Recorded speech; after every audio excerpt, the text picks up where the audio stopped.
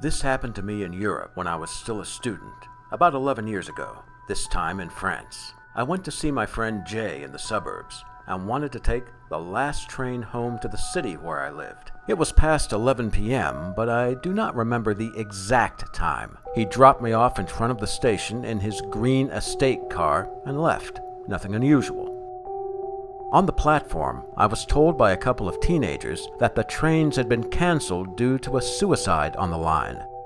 This was confirmed by the announcement screen on the platform. The station was unmanned at that time of night.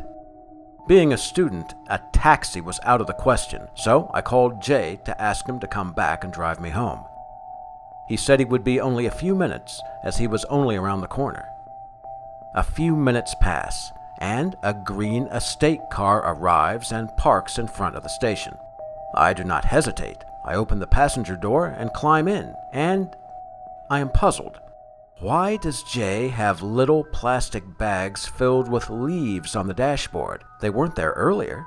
Why does he have a machete stuck between the passenger seat and his seat?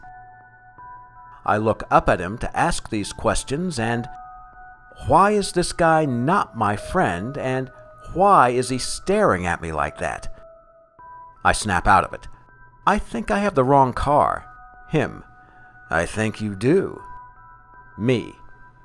My friend is just around the corner. He's coming to pick me up, but you have the same car. He locks the doors. Thankfully, Jay arrives at that point, passes us, parks, and gets out of his car. Jay is big, does boxing, and the guy next to me sees it. The doors click open.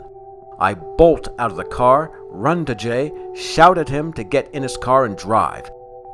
He doesn't ask questions, and we drive off.